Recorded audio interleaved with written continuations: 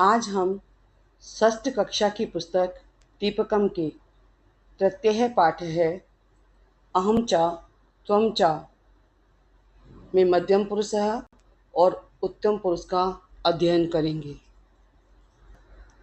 तृतीय पाठ है अहम चा त्वम चा। अहम का अर्थ है मैं और च का अर्थ है और त्वम का अर्थ है तुम, मैं और तुम। अहम उत्तम पुरुष और उत्तम पुरुष में भी अहम आवाम वयम, क्योंकि 3 वचन होते हैं तो तीनों वचनों में इस तरह विभाजित होता है अहम आवाम वयम। और त्वम मध्यम पुरुष होता है तो मध्यम पुरुष में भी 3 ही वचन होते हैं, त्वम युवाम और यूयम। अहम का अर्थ है मैं, त्वम का अर्थ है तुम, च का अर्थ है और इसमें मम आएगा शब्द, उसका अर्थ है मेरा। इसे शब्द के अर्थ को आप यहाँ देख सकते हैं। और उससे सबसे ज़्यादा जो नियम है इसका वह है पुल्लिंग। और पुल्लिंग में आप क्या देख रहे हैं, शब्द प्लस विसर्ग। ये आपको ध्यान रखना है कि शब्द प्लस विसर्ग। जैसे ये भर्तहा है तो भर्तहा पर यहाँ पर विसर्ग लगे हुए हैं, और ये छात्र है तो छात्र पर भी विसर्ग लगे हुए हैं, क्योंकि ये पुल्लिंग है और पुल्लिंग पे शब्द पे विसर्ग लगते हैं जब हम शब्द रूप बनाते हैं प्रथमा विभक्ति एक वचन में। अब ये जो छात्र है ये अपना परिचय दे रहा है शिक्षिका को, तो कहता है मम नाम भरतः अहम छात्रः। मेरा नाम भरत है और मैं छात्र हूँ। अब इधर जो गणेशः है उस पर भी विसर्ग है और शिक्षकः पर भी विसर्ग है, क्योंकि अकारांत पुल्लिंग है और ये हम जान चुके हैं। और यहाँ ये शिक्षक है, शिक्षक जो है अपने छात्रों को अपना परिचय दे रहा है, तो परिचय देते हुए बोलता है मम। मम का मतलब होता है मेरा। तो मम नाम गणेशः अहम शिक्षकः, मेरा नाम गणेश है और मैं शिक्षक हूँ। अब आप इधर चित्र में देख रहे हैं कि यहाँ जो है चिकित्सा संबंधी सारी चीज़ें रखी हुई हैं, तो ये चिकित्सक है, तो ये भी इसे अपना परिचय दे रहा है। तो बताता है मम नाम गौतम है, मेरा नाम गौतम है और अहम चिकित्सक और मैं चिकित्सक हूँ। चिकित्सक मतलब डॉक्टर भी बोलते हैं। अब आप इस चित्र में देख रहे हैं कि किसान है और किसान के औजार भी हैं इधर, और उसने घास भी ली हुई है। तो किसान अपना परिचय देते हुए कहता है, इधर भी आप विसर्ग लगा हुआ देख रहे हैं राघवा पर और कसका पर। मम नाम राघवा, मेरा नाम राघव है, अहम कसकः और मैं किसान हूँ।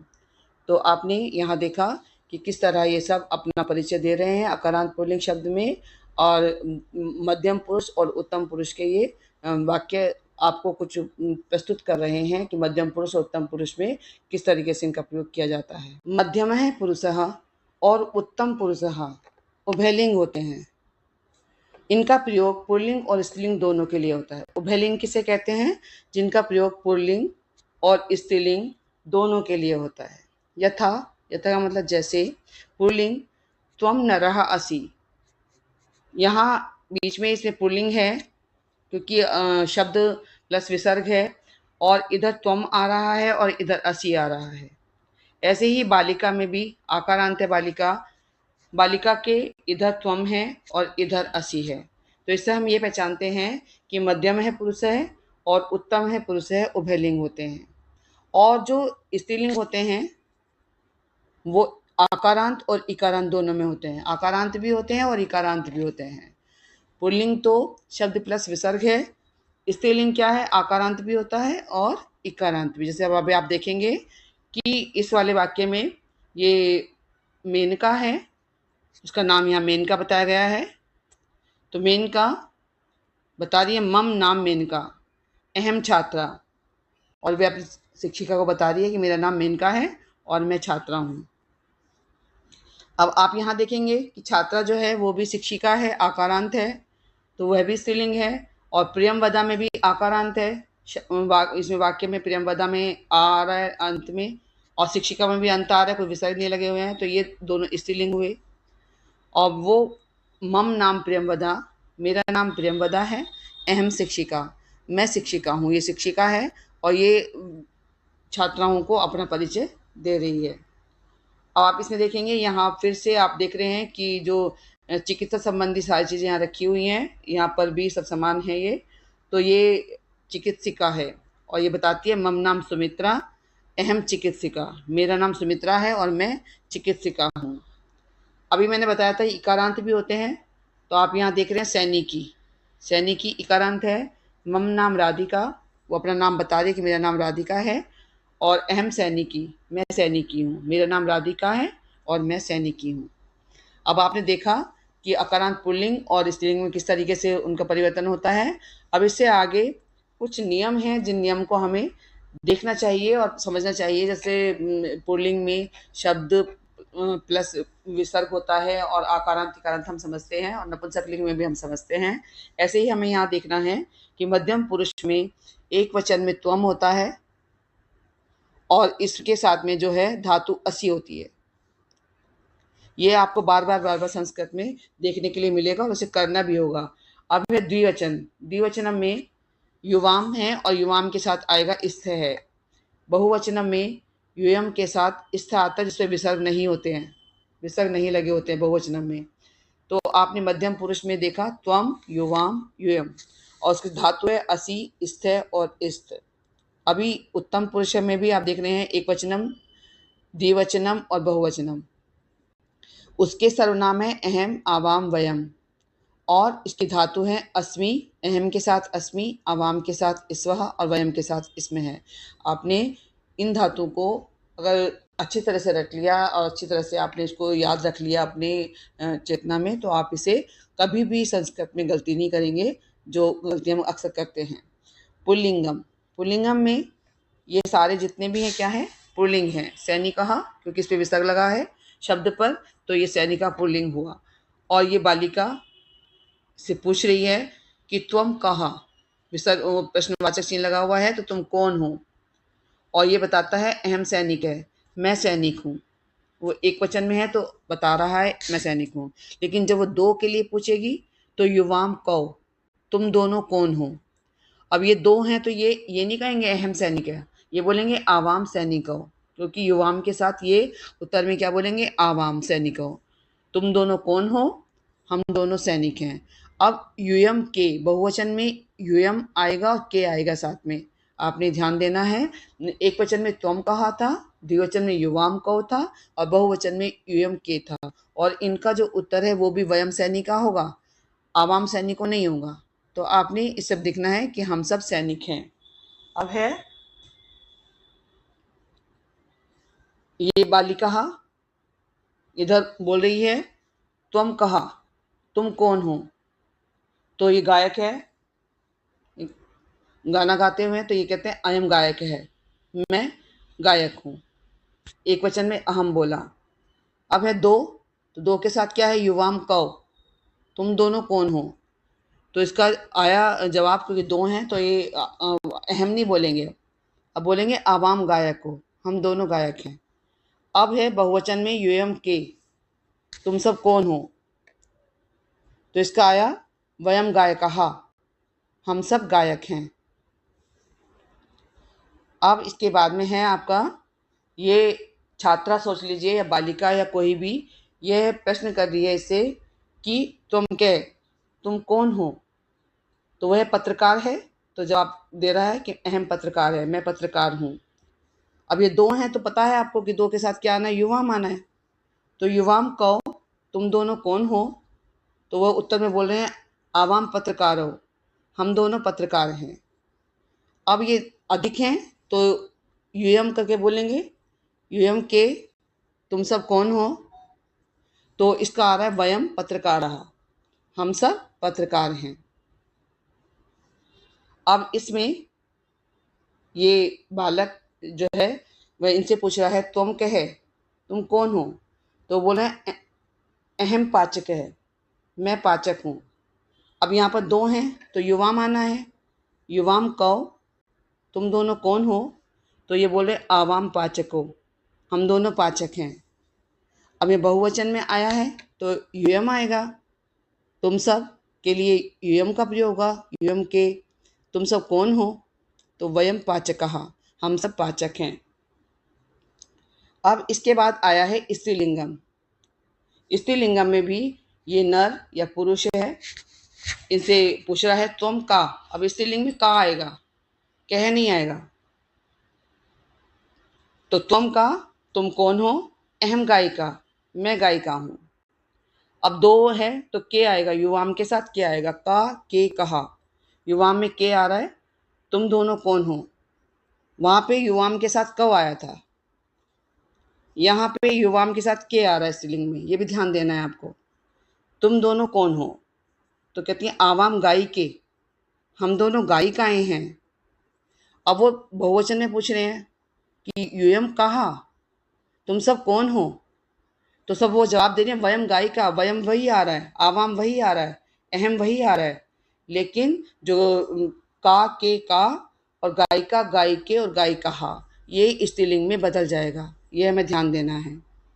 अगला है ये जो पुरुष है ये पूछ रहा है तुम का, तुम कौन हो। वो एक का के का आएगा फिर स्त्रीलिंग में। तो वो है जो कंप्यूटर लेके बैठी है तो बताती है अहम तंत्रज्ञा, मैं तंत्रज्ञ हूँ।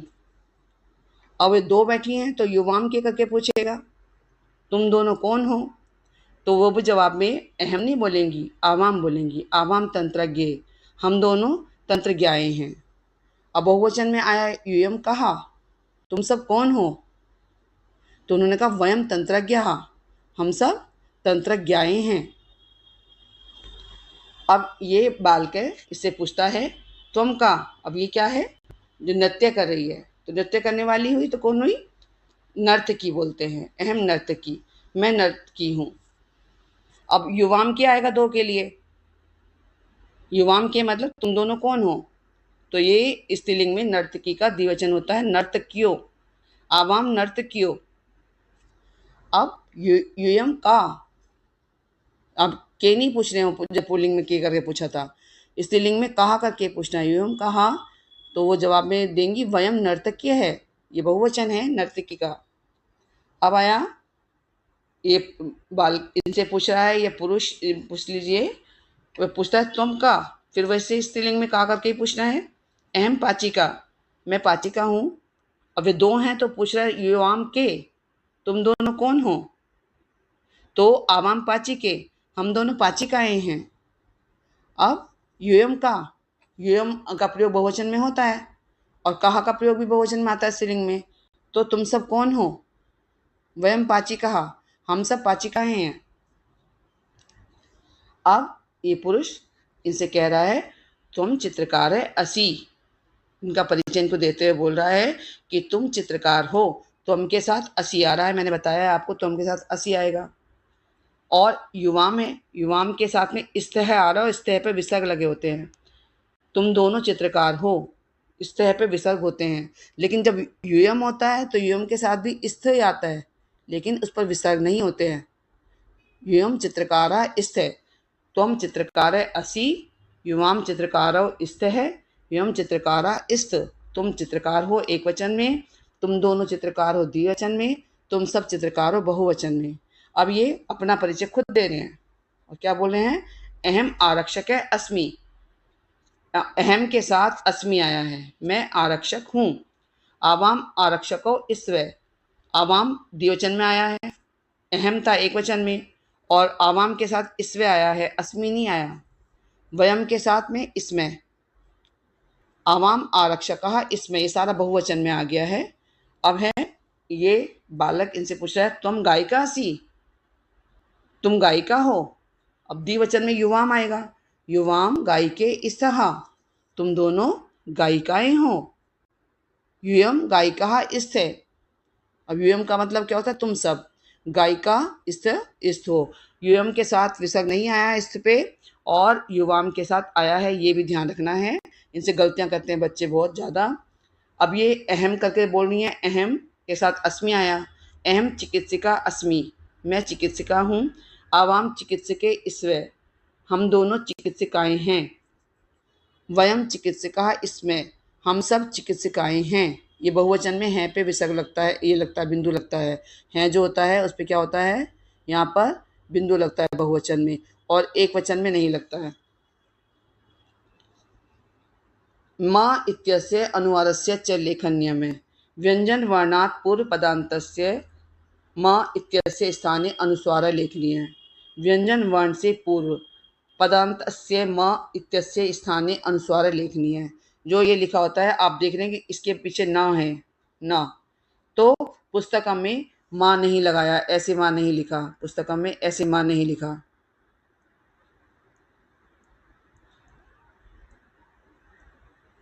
और बिंदु लगाया है जहाँ पर न आ रहा है, व्यंजन आ रहा है। आ आया है तो वहाँ पर उन्होंने इस तरीके से लिखा है। इसके पीछे अगर ये स्वर है तो इस तरह लिखा है, और अगर इसके पीछे स्वर नहीं है, व्यंजन है, तो इस तरह लिखा गया है। तो मकार लिखने के तरीके इन्होंने आपको ये बताए हैं।